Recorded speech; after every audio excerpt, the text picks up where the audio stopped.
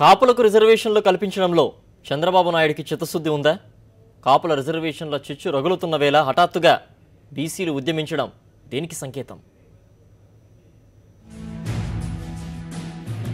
రాజకీయంగా తీవ్ర దుమారం రేపుతున్న కాపుల రిజర్వేషన్ అంశం ఇప్పుడు కొత్త మలుపు తిరుగుతోంది. కాపులకు రిజర్వేషన్ కల్పించే అంశంపై నిర్ణయం తీసుకునేందుకు ఆంధ్రప్రదేశ్ ప్రభుత్వం జస్టిస్ మంజునాథ కమిషన్ను ఏర్పాటు చేసింది. దీన్ని బీసీ సంఘాలు వ్యతిరేకిస్తున్నాయి. ఆర్థికంగా, సామాజికంగా, రాజకీయంగా ప్రాధాన్యత సంపాదించుకున్న కాపులను బీసీల్లో చేర్చడాన్ని తాము ఒప్పుకోమని బీసీ సంఘాలు స్పష్టం చేస్తున్నాయి.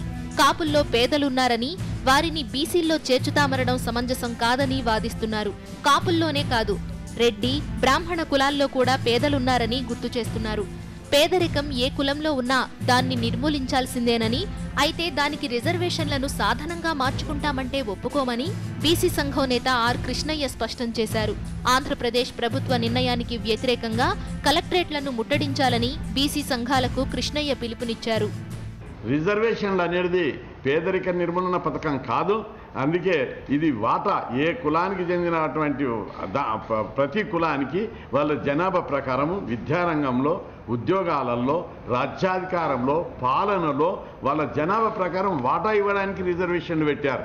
అంతేగాని ఇదేదో అన్ని మా కులాలలో పేదోళ్ళు ఉన్నారు, మా పేదోళ్లను ఎక్కడున్నా ఏ కులంలో ఉన్నా పేదరికాన్ని నిర్మూలించి వాళ్ళందరినీ అభివృద్ధి చేయాలి. దానికి అందరం పోరాడదాం.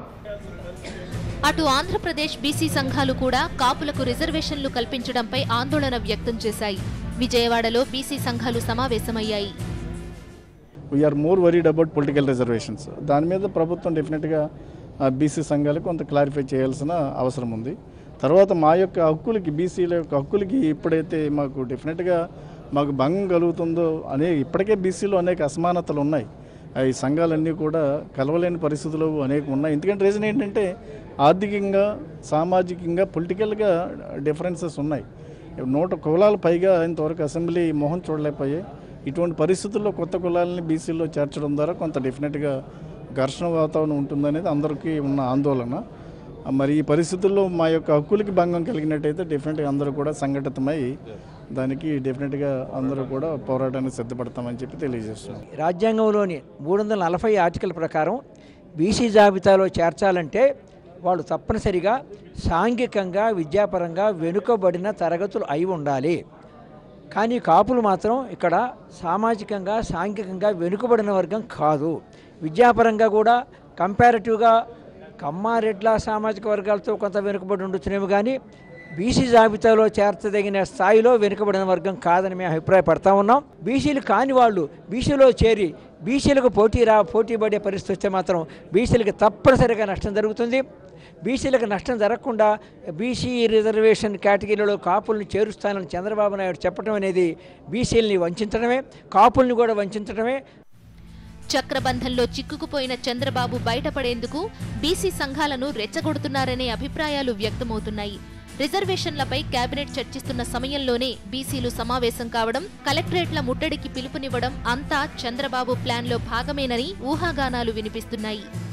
మరోవైపు 9 నెలల్లో మంజునాథ కమిషన్ నివేదిక కోరతామన్న చంద్రబాబు ఆలోచనలకు జస్టిస్ మంజునాథ గండికొట్టారు.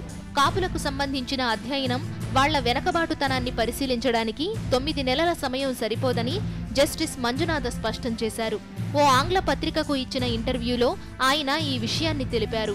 కమిషన్కు ఇప్పటి వరకు టర్మ్స్ ఆఫ్ రిఫరెన్స్ అందలేదని వెల్లడించారు. పని మొదలు పెట్టేందుకు తనకు తగిన సిబ్బంది, మౌలిక సదుపాయాలు కల్పించాలని రాష్ట్ర ప్రభుత్వాన్ని కోరానని తెలిపారు. మొత్తానికి కాపుల తేనె తుట్టెను కదిపిన చంద్రబాబుకు ఇప్పట్లో దాన్నుండి బయటపడడం సాధ్యం కాదేమో.